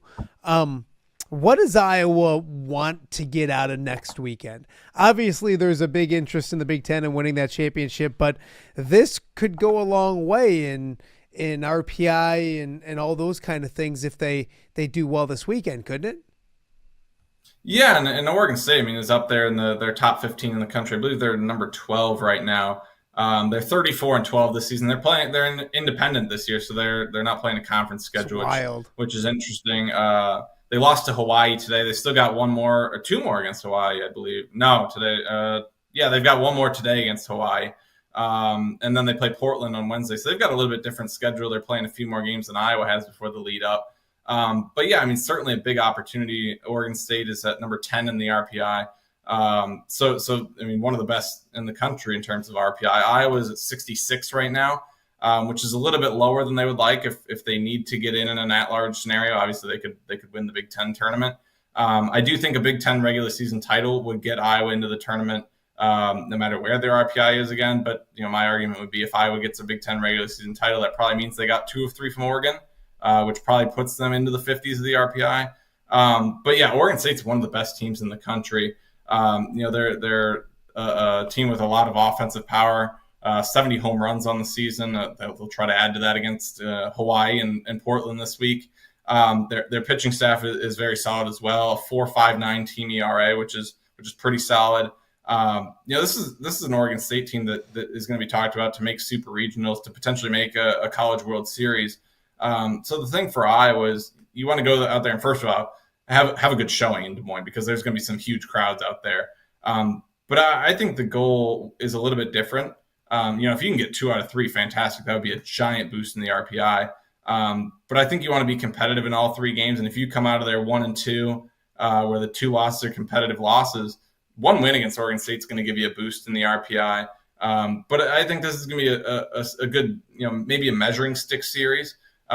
Just because if Iowa does find themselves in the NCAA tournament regional, Oregon State's going to be hosting a series unless something really weird happens in their last few games, like they lose to Portland or something, and maybe blow their hosting spot. Oregon State's going to be a host, so you're going to play a team like this in whatever regional you go to. So it'll be a good measuring stick to see, did we get 1 game, but did we get blown out in the other 2, or were we in all 3 games? Did we get 2 out of 3? I think that's what I was going to be looking at is how did we fare against a team that is going to be one of those that's going to try to get to a super regional and potentially a College World Series. So obviously there's the side of it of Iowa will get some boost in the RPI. But I think it's, like I said, it's going to be one of those that you're going to put yourself up against a team that maybe you're not going to play in Oregon State in the NCAA tournament, but a team of that caliber, and just see where you stand at this point with the pitching staff, with the starting pitching that Iowa has, and with the offense that Iowa has. How do you stack up against a top tier level team that's going to be in the NCAA tournament? Kyle, is there a scenario where Iowa wins the Big Ten championship but doesn't make the national tournament? You're talking the regular season title and doesn't get in? Yes.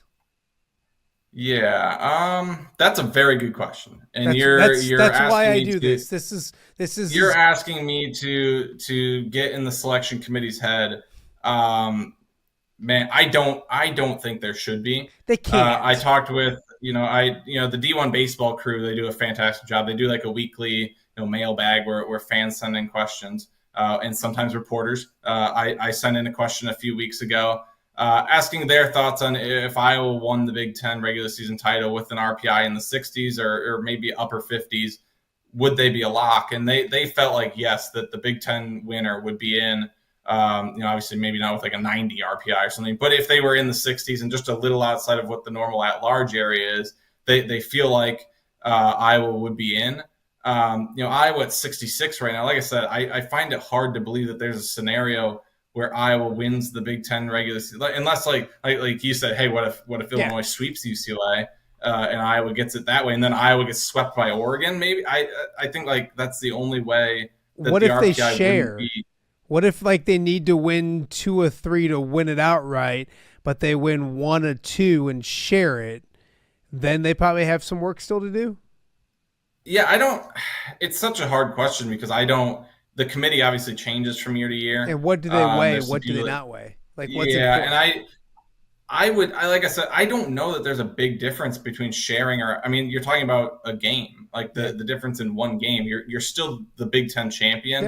Yeah. But like I said, if Iowa goes and gets 1 from Oregon State, like they're at 66 right now. If Iowa gets 1 from Oregon State and 2 from Oregon, they're going to be into the 50s. In the RP, not like mid 50s or anything, but probably upper 50s in that area. And then we haven't even talked about the Big Ten tournament. If Iowa had a decent showing there, you could get into the middle 50s, the lower 50s potentially. So I don't know that there's a scenario where Iowa would win the Big Ten regular season title and have an RPI like in the 68 to 70 range. I think that would be where it would start to get a little hairy. But I just don't see a scenario that makes sense where Iowa would win a Big Ten regular season title and not have an RPI right around 60. And I think that would be fine if they weren't able to make a decent run at the Big Ten tournament. But again, like I said, if they were in the upper 50s and win their 2 pool games at the Big Ten tournament, you're talking a mid-50s RPI. I mean, that's going to be good enough. So I don't foresee there being a scenario. But again, I'm not the selection committee. They like to do some weird things sometimes. So that's why Iowa would like to go out and just kind of take care of business and then have a decent run at the Big Ten tournament to fully get themselves in. I completely agree, and it's been fun. So basically, Oregon State this weekend at Principal Park in Des Moines, and then all eyes on Thursday through Saturday. Guys, and I'm not saying this because you're on here, Kyle, but when it comes to covering the Iowa baseball beat, make sure you're following Kyle. He's up to date. His stuff on the Hawkeye Report, fantastic as always. So it could be a historic too. And like, here's the thing, when you said it earlier, Kyle, you're like the biggest game in 35 years. It could be the biggest game ever. I mean, like, then you're starting to compare what a big game was in 90 and 8 or whatever. So it could be one of the biggest games in Iowa baseball history, one of the biggest series in Iowa baseball history. Yeah. So, and I mean, it's a Big Ten. It's a Big Ten conference that is different than it ever has been, right? I mean, you just added in. I know. I mean, USC is going to be in the NCAA tournament this year. I know they haven't necessarily been the powerhouse as of years past. They've won the most College World Series of anyone ever. Yeah. UCLA is one of those household names in college baseball. Oregon as of late has been one of the better teams in college baseball. Washington, made an NCAA tournament. I think it was 2023. They're up there in the Big Ten standings this year. This is the toughest the Big Ten ever has been. So for Iowa, and again, I say, like, Iowa baseball is not supposed to be good, right? Like this is not. They don't have the facilities. They aren't the geographical location to be a good college baseball team. They shouldn't. This is going to come off weird, like I'm saying this, like it's going to sound weird, but realistically, Iowa baseball should not be beating out UCLA, Oregon, and USC for a Big Ten title. They just shouldn't. That's why Rick Heller is the coach of the year in the Big Ten. Yeah, exactly. Rick Heller has built this program up from where it was when he got here and has done a fantastic job with the resources that he has. And this wouldn't just be a Big Ten regular season title where it's our first one in 35 years. It would be one with some of these Pac-12 schools that are up there as household names in college baseball and all time and in recent years. So it would be I don't want to say like the biggest game of all time because they have made a College World Series before when Dwayne Banks was the coach. But it is certainly a different time, and it would be a Big Ten regular season title that would be, to me, if they win this year's Big Ten regular season title, it would potentially be more impressive than anyone else's ever because of the teams that are in the conference at this point. I completely agree. So Oregon State this weekend, Oregon the week after that. Kyle, will bug you like we always do. I always appreciate your insight. Thanks for carrying the Hawkeye Report like you always do. We'll talk to you again real soon. Yeah, thanks for having me on. All right, that is Kyle Huesmann from the Hawkeye Report. Double duty for us, too. So we had to kind of work really hard yesterday with women's basketball, Carver Hawkeye and Caitlin Clark, and then I had to turn around and also cover the baseball. We made him do it again here on a Monday, but great stuff from him, as always, and Tom Kakert as well. Well, you're watching Off the Air on Cinco de Mayo. It is a Monday here in the Quad Cities. We got a lot more to get to right after this. Hello, Dan Pearson here of FCA. Our team is thrilled to support Off the Air with our good friend Matt Randazzo. We share the view of the power of sport when it comes to relationships, including the influence of the coach. FCA believes the coach is the most influential person in America. Matt celebrates local coaches and athletes. His content is informational, insightful, and inspirational. Our Fellowship of Christian Athlete team loves partnering with Off the Air with Matt Randazzo while we engage, equip, and empower coaches and athletes in our 23 counties. FCA, the heart and soul in sports. View from the West, the podcast covering Illinois high school football. It's going to be a hard-hitting game. It's going to be great football. Weekly analysis and reaction from around the western side of the state of Illinois. This is the game we had circled when the year started. Follow along on YouTube and subscribe wherever you listen to podcasts. It's big-time football out there tonight, and I know we can play big-time football. View from the West. We got you covered.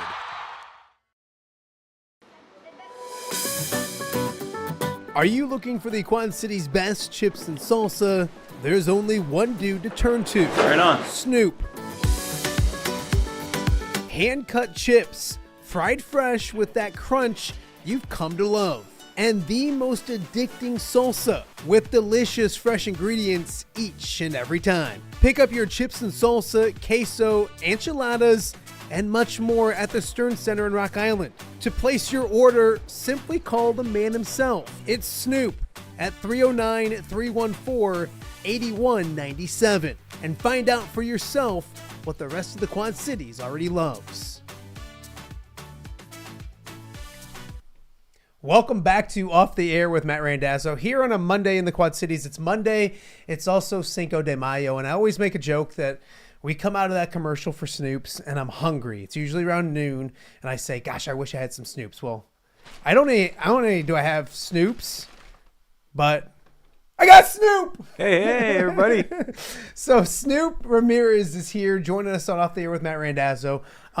First and foremost, happy Cinco de Mayo. Happy Cinco de Mayo to you, my brother. How busy have you been? Man, it's been crazy. It started Wednesday last week, Thursday, Friday, Saturday, yesterday, a few little gigs today, and here I am. Yeah, and I of course I call him yesterday, and I'm like, hey, can you come out to the house? And I'm sitting here thinking, my wife was like, he's probably busy, but you made it work. You made it get out here. I got to thank you first real fast because, so what is it? It's probably September, November, and I swing past your place to get something to eat like I always do, and I said, like I told you what I was doing.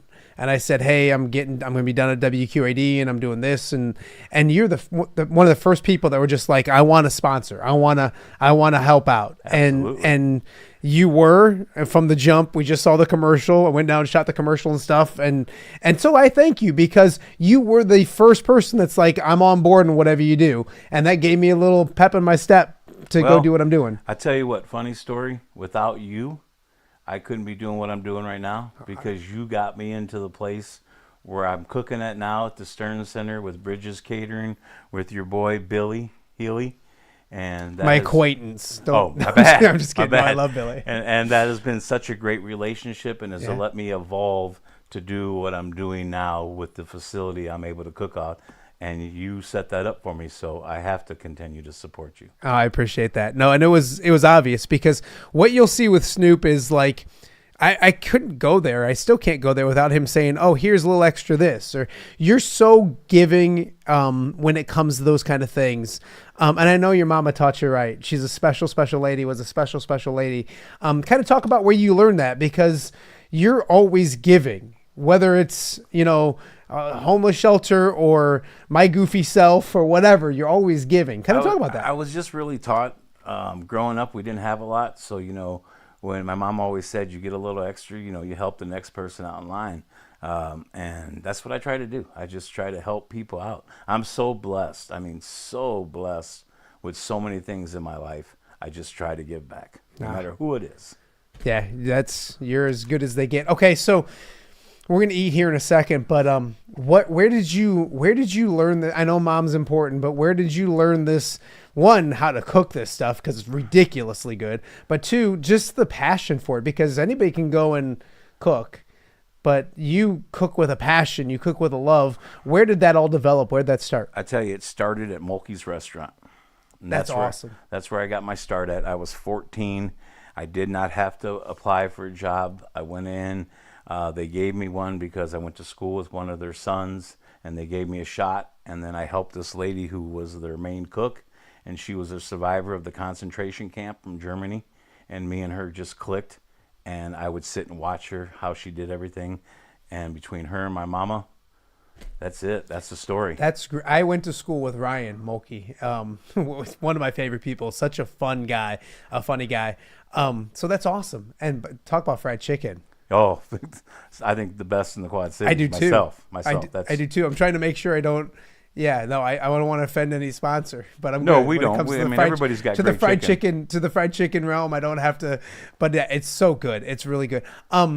When did you start to learn to cook? Were you growing up like as a little boy rolling enchiladas? Enchiladas rolling? Well, enchiladas didn't come until later in life. Okay. But I would go in the kitchen instead of going out and play. I'd go in the kitchen and watch my mom cook. Really? Because I wanted to make sure I could know how to cook that in case What was she anything ever cooking? happened. Everything. My mama cooked, American food, obviously Mexican food. She baked, she cooked a lot of different stuff. Goulash, spaghetti, all kinds of different things. You drive me crazy, not crazy, but like you make me laugh because yes, this is what I think of Snoop, and you should think of this. But there was one of the first golf outings you catered for us. You did. We did American food. We did pork chops and chicken breasts. The chicken breasts were ridiculously Yes. good, and Yes. they were. And you even gave me like that. You need to marinate, and I'm just like, I get this, but not to stereotype. But I get this stuff. We can get in trouble, but you cook it all. Well, and the chicken breast, to be honest with you, is an old recipe from Charlie's Restaurant. If anybody remembers Charlie's Restaurant in Rock Island, that chicken breast was a hit, and I just continue to use that recipe. And people love it, and actually I'm doing a wedding this weekend for 350 people. They're having American food. Really? They're having baked chicken, ham, green beans. Now, this is not a slight at your American food, but like that doesn't make, have they had the Mexican food? But I get it. Some people don't love tacos and all that kind of stuff. Hey, I get it. We're gonna make a little joke here. The wedding I'm actually doing is for Mexicans, but it is. They want American food.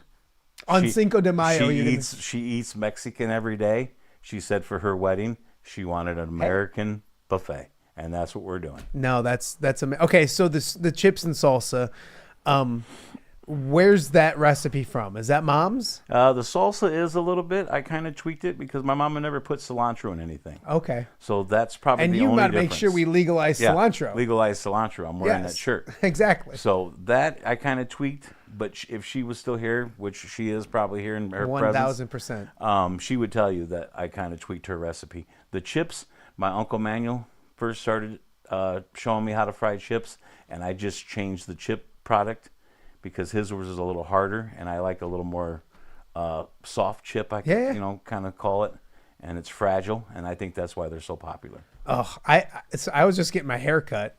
And the girl who cuts my hair, Molly, was just like, I mentioned chips and salsa, and she's like, those chips are amazing. And like that's sometime in our house we have struggles with the ratio of salsa to chip because kids just come through and they just grab the chips and go. I mean, obviously the salsa makes it. I kind of did the same thing, not to your level, but my dad's. My dad taught me how to cook spaghetti, and it's you start at like 8, 9 in the morning on a Sunday, and you're not ready to eat until like 5 or 6. It marinates on the stove all day long, cooks down, and all that kind of stuff. And I tweaked it a little bit too. It's my dad's, but like I changed a few things and did a few things. I got to tell this story. This has nothing to do with Snoop or anything, but we're talking about food. My dad, we lived by Sauke. Jen and I were just married, and I wanted to make spaghetti sauce for the first time, with the family. So I had the day off. I was working, I think I was off Mondays or whatever. So I called my dad and I said, hey, I'm about ready to do the sauce. I'm cooking it, but I don't know like how much wine. I bought some wine. He told me the wine to buy, and it's Lambrusco Riuniti. It's only like a $7-8 bottle of wine. Probably back then it was like $3. Yeah. So God bless him. And he's like, that's all you need. And I'm like, how do I put the wine in? What do I do? And he's like, I'm at Menards.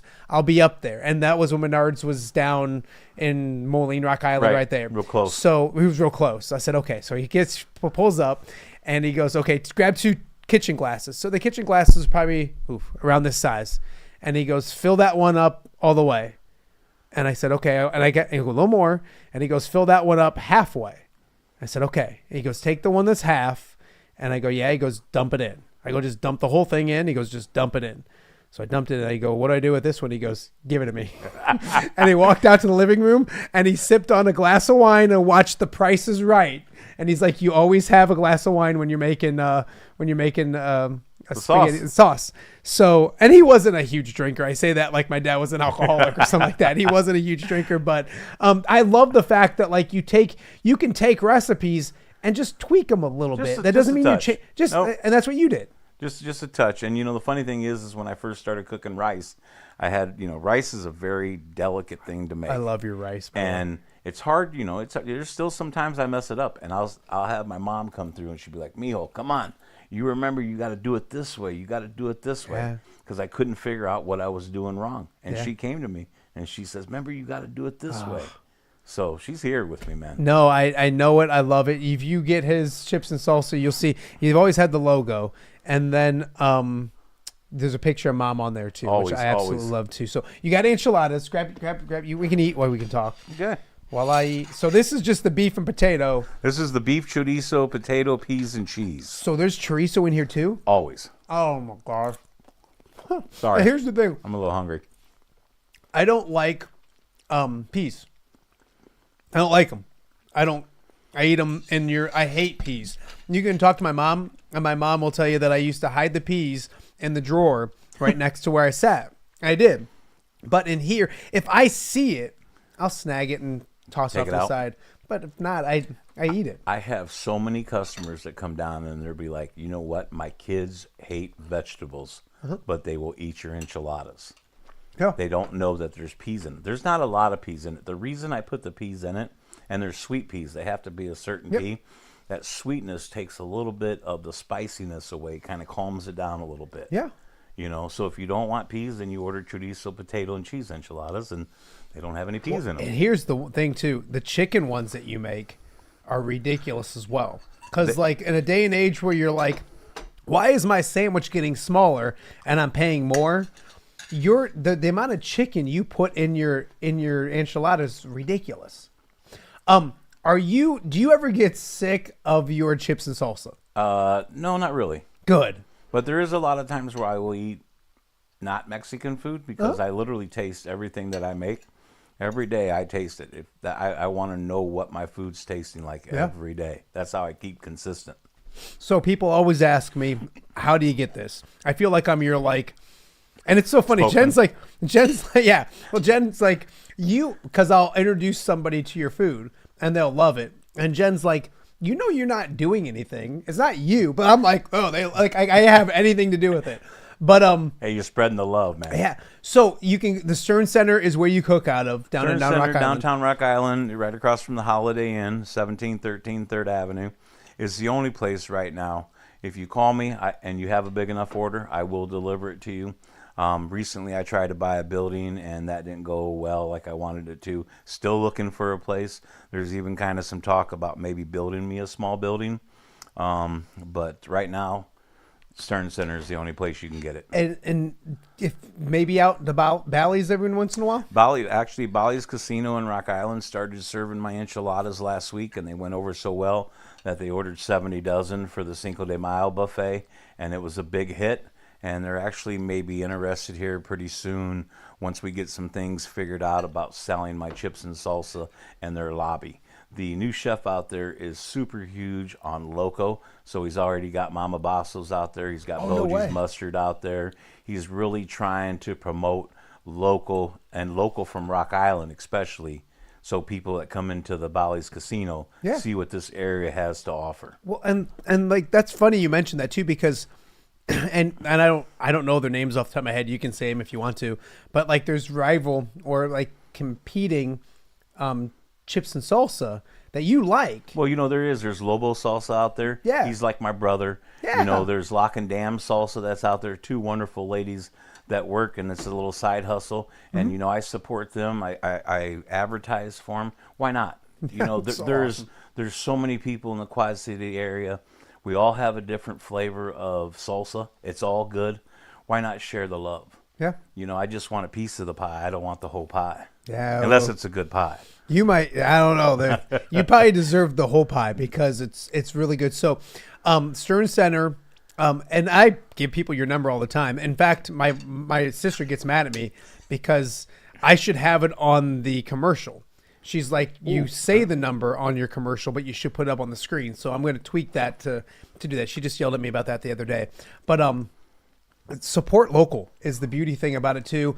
You've been so I started my dad's golf outing 11 years ago, and Has it been right that away, long? He's been gone for 13. This is year 11, and I tell people about that. So my dad was a member of the Knights of Columbus, and he started this golf outing. And I remember being at in college, and he'd call me, "Little boy, I need you to get to the team." always call me little boy.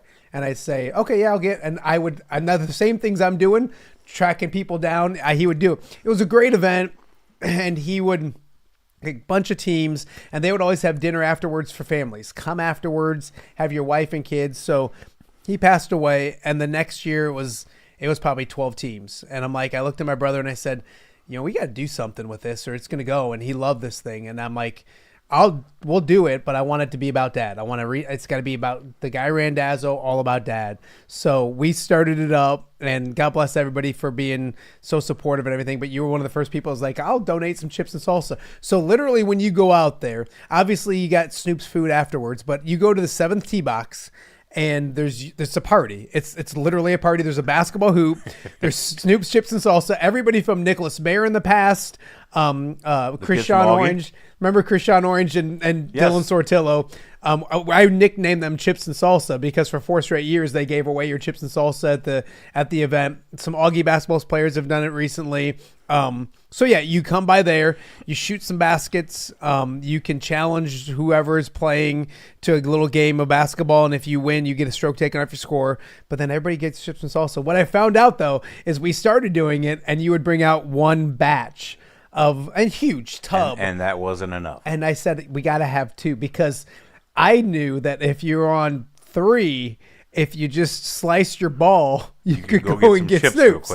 And I figured that out right away. And then other groups started figuring that out right away. And I know there's people, it's like, I swing by that thing like 2-3 times. So, but again, you were the first person who's like, hey, let me help you out. Let me do that. So always giving.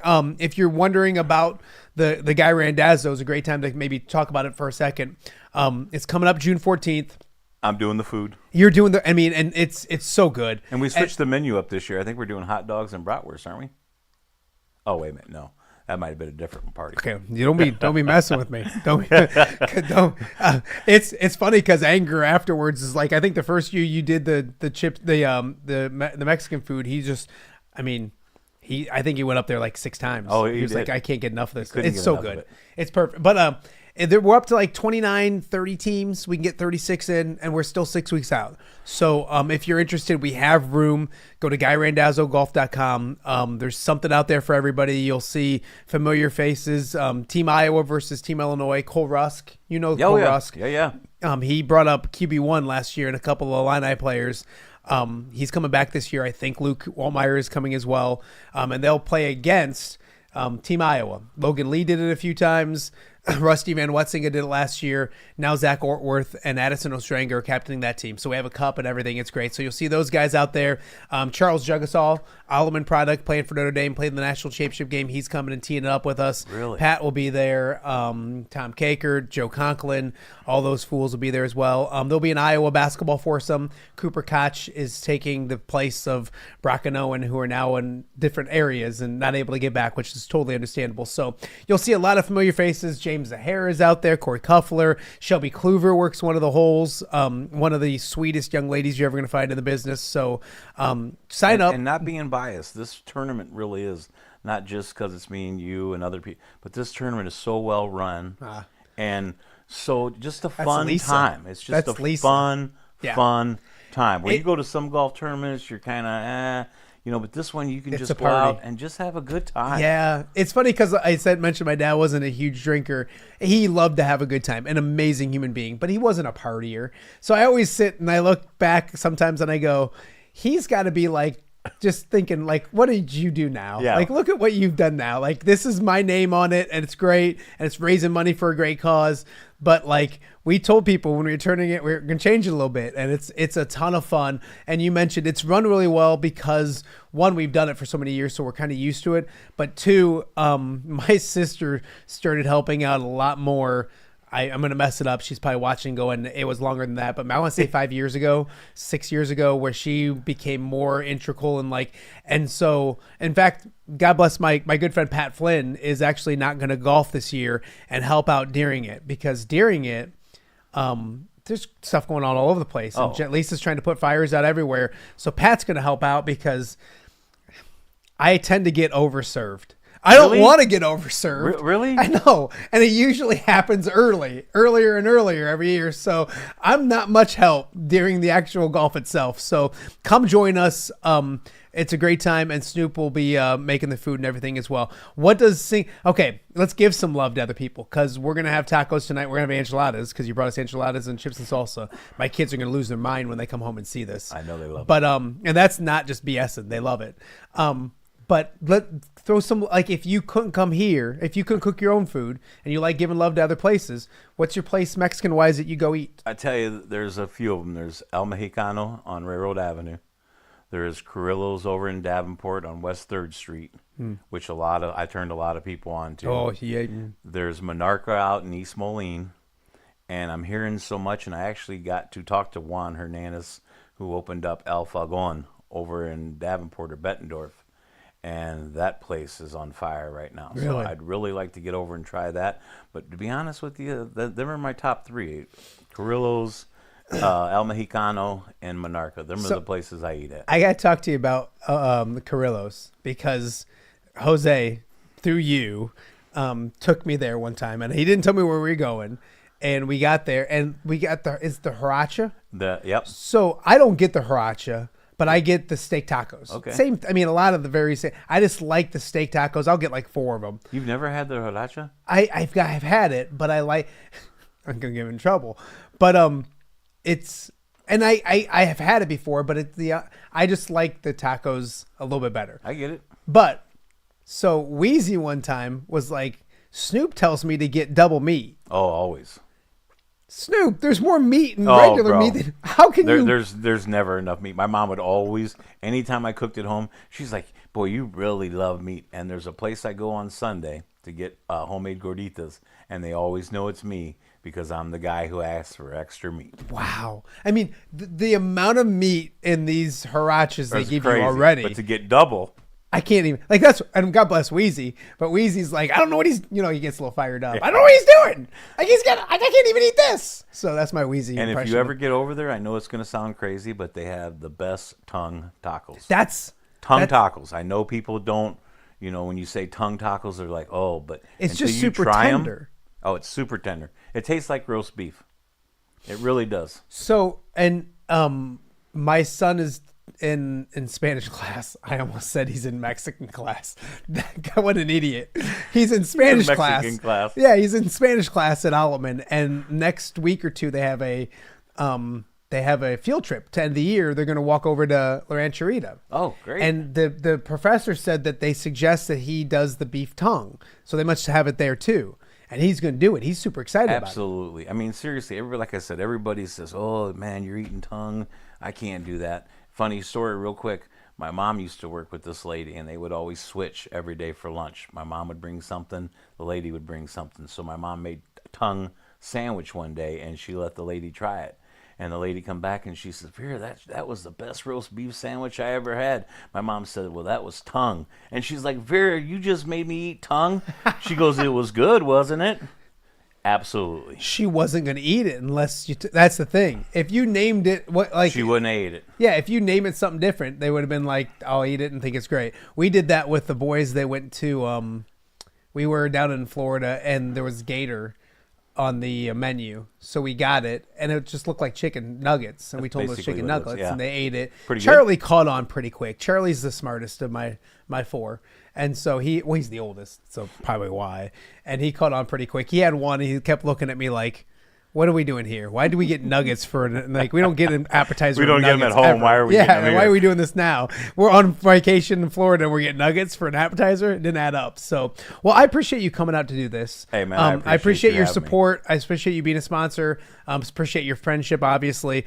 But it just made sense. I was talking to Jen yesterday. We're getting ready to go to Des Moines.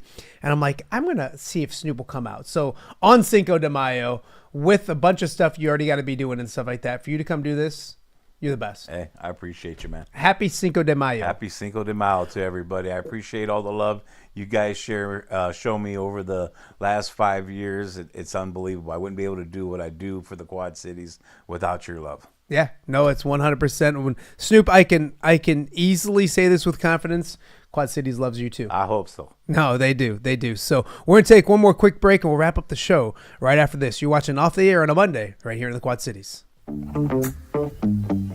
All right, be honest. Are you craving Hungry Hobo again? You know, that fresh sliced meat piled high on those amazing sandwiches, hot off the grill chicken and steak with all those delicious toppings, the biggest and best selection of baked potatoes, or simply some waffle fries dipped in cheese. Well, now that Quad City favorite is even easier to get.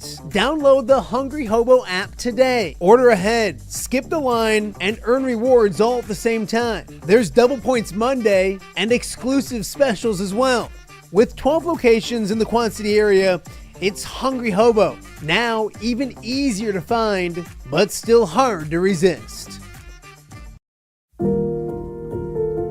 Rafferty Funeral Home, dedicated to serving families in the Quad Cities since 2007. Hi, welcome. Here, come on in. An experienced staff plans each service to reflect the unique life and legacy of your loved one. Rafferty Funeral Home is proud to serve our community with dignity, respect, and compassion, helping you to celebrate your traditions and lasting memories no matter your faith, culture, or budget. Rafferty Funeral Home in Moline. Call today to discuss prearrangements.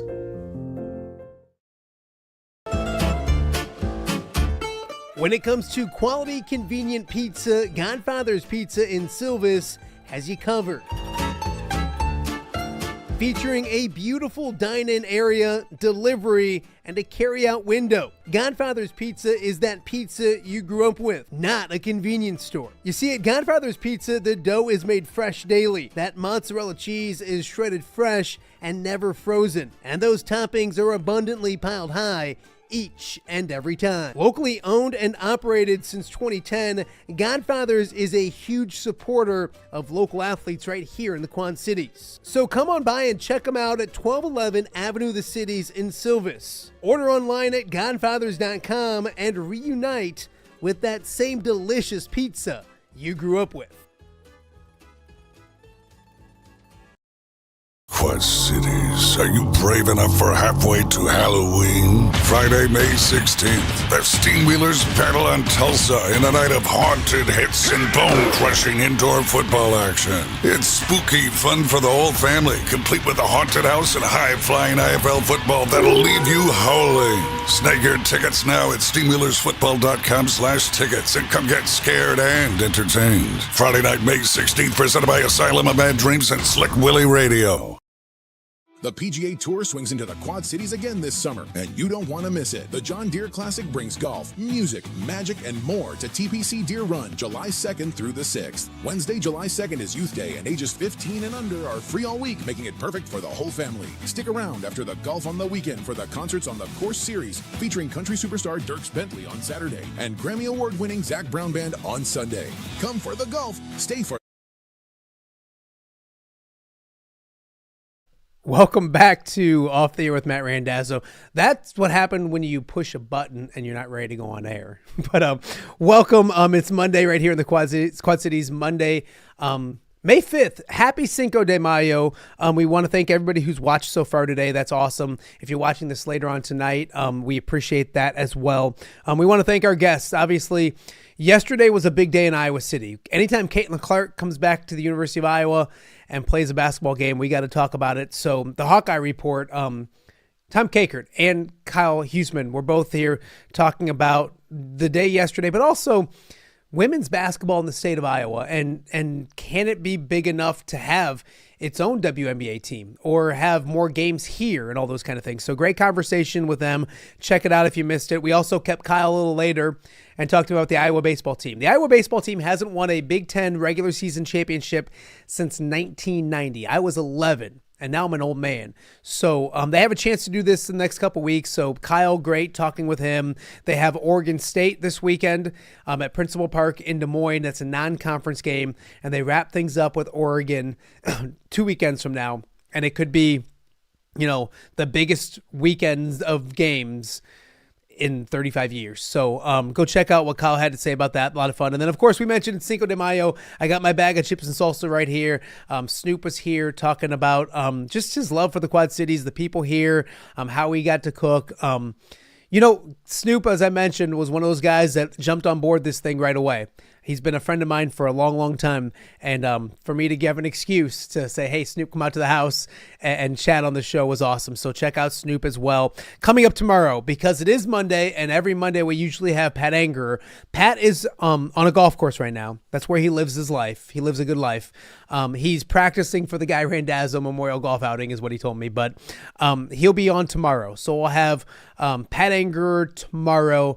We're also searching down, I think by next week, knock on wood, I shouldn't even say this, I'll probably jinx it. We had Kirk Ferentz on Friday, lining up Brett Bielema to come on the show, Illinois head football coach as well. So all the Illinois fans that are complaining because I had Kirk and I don't have Brett yet, we're efforting. We're working on that as well. So the Wheelers are coming up on Wednesday as always, and we're working on another fun week right here on Off the Air with Matt Randazzo. One more reminder, sign up for the Guy Randazzo Memorial Golf Outing, GuyRandazzoGolf.com. It's simple as can be. Go there, check it out. One last thank you for the Chuck Long Charity Auction, another record-setting year for the Children's Therapy Center right here in the Quad Cities, and you guys were a big part of it. So thank you for helping us help kids right here in the Quad Cities. And we talked with Kirk Ferentz on Friday. So if you've missed that interview, it was a lot of fun. Go check it out on the YouTube page and see what the old football coach had to say at the University of Iowa. Well, we're going to leave you like we always do